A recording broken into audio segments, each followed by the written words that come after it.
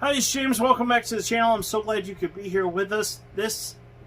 I am extremely excited. This is probably one of the most important videos that I'll ever do. We are going to cover what's referred to as the Great Commandment. If you've been watching the last couple of videos, in the one we did on verses 15 through 22, we covered the Pharisees and the coin. They tried to trip up Jesus. And then the last video, which we did, and I posted it on Monday, that we covered the hypothetical wedding situation where a brother gets married and he dies and he doesn't leave any children, and so therefore he goes, the second brother is supposed to marry her, and in this hypothetical situation 7 different brothers married her, and the Sadducees were like, oh well, in the resurrection, whose wife is she? And they didn't really care about this hypothetical thing. What they were trying to do is they were trying to trip up Jesus. This one, it's different because this is done by a lawyer. And it's actually, a lot of the lawyers in those days were scribes. And so they had made copies of Scripture by hand. And so if anybody knew the verses of the Bible and understood what the Bible taught, should be the scribes, but obviously he doesn't get it. So today we're going to cover verses 34 through 40, chapter 22, verses 34 through 40. So let's begin. When the Pharisees heard that they had silenced the Sadducees, they gathered together, and one of them, a lawyer. Okay, so I was wrong here. It's a Pharisee, but he's also a lawyer. Asked him a question to test him. Teacher, which is the great commandment in the law? And he said to him, you shall love the Lord your God with all your heart, with all your soul, with all your mind. This is the great and first commandment. And the second is like it. You shall love your neighbor as yourself. On these 2 commandments depend all the law and the prophets. So, got a lot to cover here. Point number 1, the greatest commandment. Now, Jesus is actually quoting Deuteronomy 2:15, or sorry, 6:5. It's been a long day. It is hot in here. My AC is not working, so please pray for me. He's quoting Deuteronomy 6:5. We're supposed to love the Lord your God with all your heart, with all your soul, with all your mind. Now, this is what R.C. Sproul had to say about this. This lawyer asked Jesus to give his opinion, to which all the commandments was the most weighty, obviously hoping he would say something that the Pharisees would contradict with their supposedly extensive legal knowledge. So, once again, they try to trip up Jesus, they try to trick him, they try to get him to say something that's wrong, and they fail miserably. And the thing up here that I want to focus on is the fact that of all the things in the world, materialism isn't going to bring you happiness. Hedonism, you could go out and try to have sex with all these different people, and so our society lives by this notion that if it feels good, do it. But rampant sex isn't going to make you happy. Drugs aren't going to make you happy. Alcohol isn't going to make you happy. The one thing that you need more than anything else is a connection with God. And then what does Jesus say after that? Point number 2.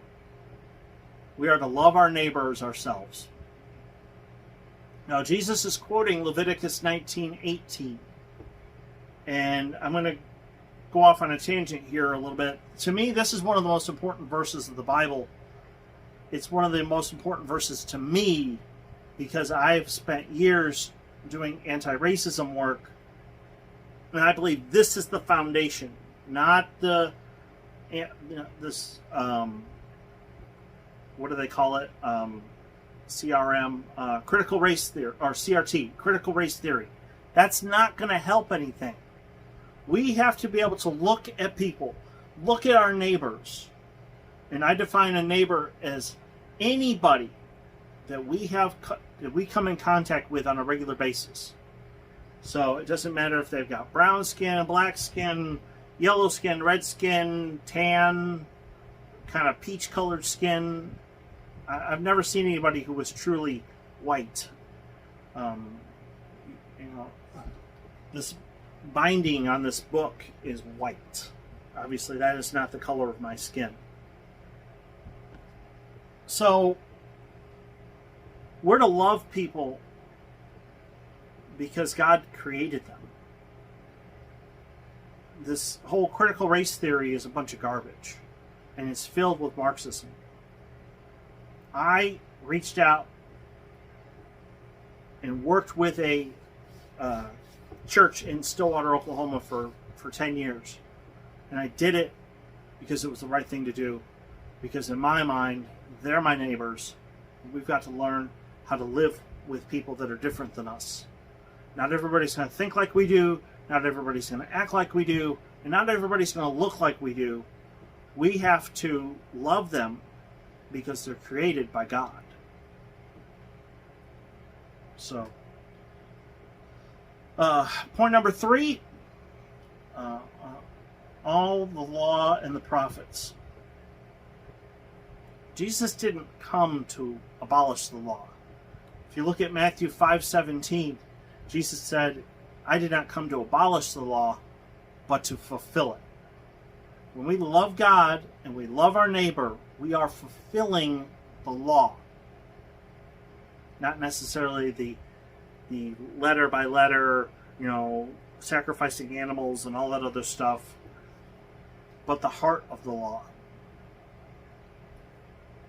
See, God gave us the law so we would know how to live. And then, when we couldn't fulfill it, then He gave us Jesus, and He gave us grace. That doesn't mean we have a license to go out and do whatever we want to do. What it does mean is that we now have a great example to follow.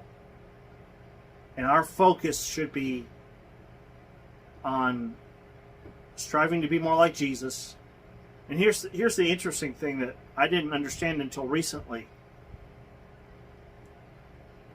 How can I say I love God, who I can't see, and then hate my neighbor, who I can see? In reality, and this will come up later in Matthew 25, the way we love God is by loving His children. Let that sink in. The way we love God is by loving other people. Because Jesus said in Matthew 25, whatever you did to the least of these, you've done unto me. So, that right there is the Great Commandment. I'm on the internet because I'm trying to inspire Christians to be more and more like Jesus. This is the heart of it. Love the Lord your God with all your heart, soul, mind, and strength, and love your neighbor as yourself. There's nothing more important than this. Nothing. If you only watched one video of mine, this would be the one to watch. Because this right here, what's in Matthew 22, verse 34 through 40, that right there, actually I would say everything from verse 37 to 40, that right there is so important. So, I love you guys, especially my subscribers. Please hit like and subscribe if you're new to the channel. And also, don't forget the podcast. I'll put the information about that right there. We are going to cover some church history stuff. And I promise you this will be worthwhile. There's a lot of things that are being done today that are basically repeats of mistakes that were done in the past. So this book right here, and I've already got volume 2. And I'd show you volume 3, but it's underneath my tripod. So I obviously don't want to do that. So anyway, I love you guys, and I hope you have a great day. Please try to stay cool.